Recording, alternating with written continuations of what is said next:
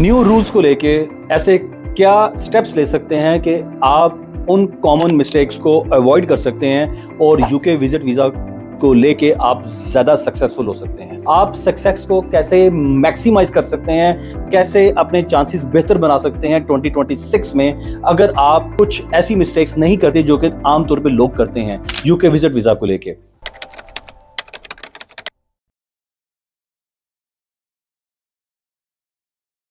अस्सलामुअलैकुम, मेरा नाम रुमान तबस्सुम है और मैं कोशिश करता हूं कि आपको ऐसी इंफॉर्मेशन दूं जिससे आपको फायदा हो सके।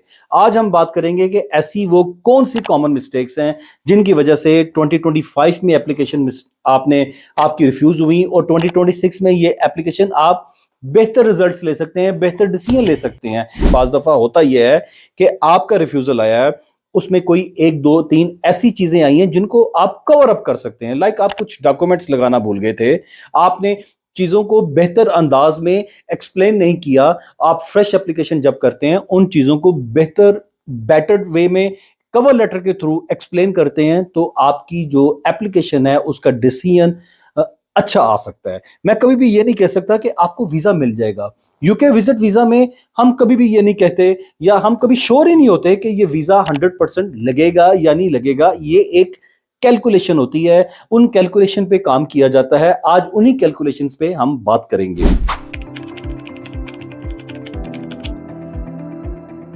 बहुत सारी एप्लीकेशंस में हमने देखा कि पर्पस ऑफ विजिट ही आपका क्लियर नहीं है, आपने प्रॉपर तरीके से पर्पस ऑफ विजिट अपना एक्सप्लेन नहीं किया। लोग ये समझते हैं कि वीजा एप्लीकेशन सेंटर के बाहर बैठे हुए जो एजेंट्स हैं या जो कंसल्टेंट्स हैं उनको चंद पैसे देके एप्लीकेशन फॉर्म फिल करवाया तो आपने यूके विजिट वीजा की एक अच्छी एप्लीकेशन डाल दी। लेकिन अब टेक्निकल तरीके से 2026 में आपको एप्लीकेशन डालनी है, आपको प्रॉपर तरीके से पर्पस ऑफ विजिट एक्सप्लेन करना है।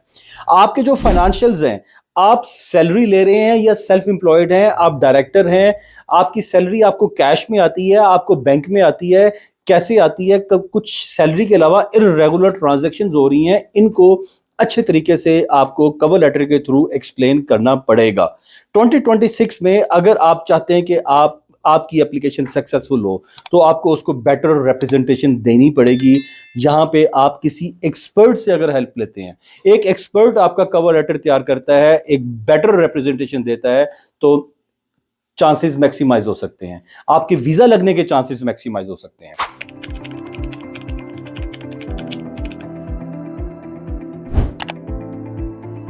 इसी में एक बड़ी इंपॉर्टेंट चीज है बैंक स्टेटमेंट।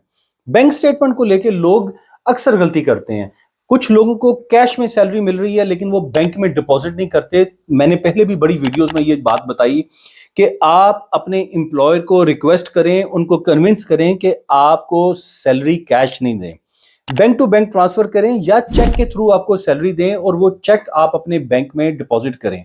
अब लोग कर तो जॉब रहे होते हैं लेकिन उनके बैंक में इतनी ज्यादा इररेगुलर ट्रांजैक्शंस होती हैं जिनको वो एक्सप्लेन भी नहीं करते। आपने कोई प्रॉपर्टी बेची है, आपने कोई गाड़ी बेची है तो ठीक है, लेकिन उसके अलावा आप सिर्फ बैंक स्टेटमेंट बनाने के चक्कर में इररेगुलर जो ट्रांजैक्शन करते हैं, दोस्तों से पैसे लेके, रिश्तेदारों से पैसे लेके, ये गलत बात है। इस प्रैक्टिस को आपको छोड़ना होगा 2026 में। अगर आप चाहते हैं कि आपका यूके का विजिट वीजा लगे तो बैंक स्टेटमेंट पे खास तौर पे आपको वर्किंग करनी है और ये वर्किंग आपकी जेन्युइन होनी चाहिए।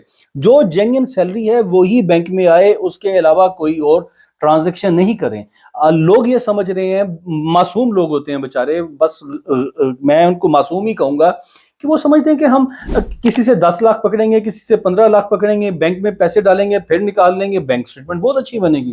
लेकिन ये एक irregular bank statement, irregular transactions जो आपसे बिलोंग ही नहीं करती, जो जेन्युइन नहीं है।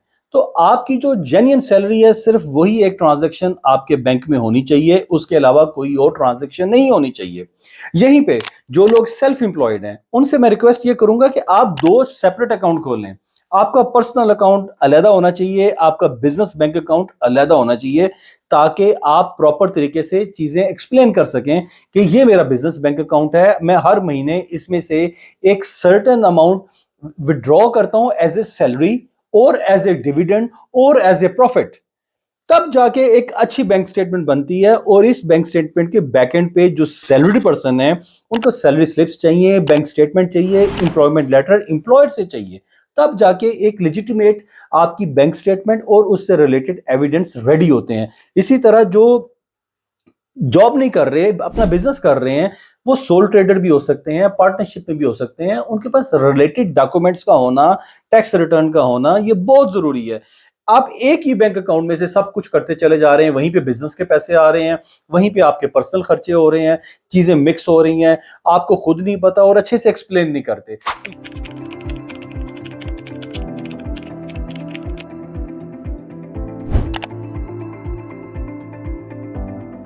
इसी तरह एक बड़ा इंपॉर्टेंट पार्ट है स्ट्रॉन्ग टाइज। स्ट्रॉन्ग टाइज को लेके लोग समझते हैं कि हमने बता दिया हमारे पेरेंट्स हैं, सिबलिंग्स हैं, लेकिन आप बाज दफा देखें, आप के स्पाउस हैं, आपके बच्चे स्कूल में पढ़ रहे हैं, आप उनके स्कूल के लेटर्स जमा नहीं करवा रहे, आप उनके आईडीज जमा नहीं करवा रहे, आप उनके वेयर अबाउट्स के बारे में नहीं बता रहे। बाज दफा लोग ये तो बताते हैं कि हमारे फैमिली मेंबर्स 3 4 5 लोग हम साथ रहते हैं, या नेक्स्ट टू योर हाउस रहते हैं, लेकिन आप उनके वेयर अबाउट्स ही नहीं बता रहे। आप उनकी आईडीज जमा करवाएं, आप उनके प्रॉपर बर्थ सर्टिफिकेट्स या फैमिली रजिस्ट्रेशन सर्टिफिकेट्स या कुछ इस तरह का फैमिली ट्री बना के उनको बताएं कि आपके जो अदर फैमिली मेंबर्स हैं उनके वेयर अबाउट्स क्या हैं। अगर आपने अच्छे से ये बता दिया कि आपका बिजनेस क्या है और आपके बिजनेस के रिलेटेड डॉक्यूमेंट्स क्या हैं, साथ ही स्ट्रॉन्ग टाइज के बारे में बता दिया with whereabouts and with evidence, तो आपके चांसेस मैक्सिमाइज हो सकते हैं वीजा लगने के। तो ये वो छोटी छोटी बातें हैं जिनका अगर आप ख्याल रखें तो मुझे बहुत उम्मीद है कि बेहतर डिसीजन लाया जा सकता है। और अगर बेहतर डिसीजन आता है और वो भी रिफ्यूजल की सूरत में आता है, तो हम फिर भी ये कहते हैं कि एक अच्छा रिफ्यूजल आया है जिसे कल आप प्री एक्शन प्रोटोकॉल के थ्रू चैलेंज कर सकते हैं, नंबर 1। और एक फ्रेश एप्लीकेशन करके विद बेटर रिप्रेजेंटेशन उसको दोबारा से आप जब अप्लाई करते हैं, हमारे पास ऐसी बहुत सारी एग्जांपल्स हैं कि हमने 2 2 3 3 4 4 दफा लोगों का वीजा अप्लाई किया और चौथी दफा या तीसरी दफा वीजा मिल गया उनको।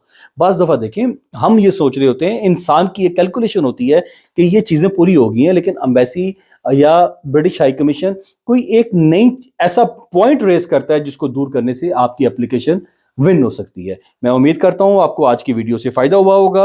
आप इस वीडियो को अपने दोस्तों के साथ शेयर कीजिए और हमारे चैनल को सब्सक्राइब कीजिए। Thank you very much. Allah Hafiz.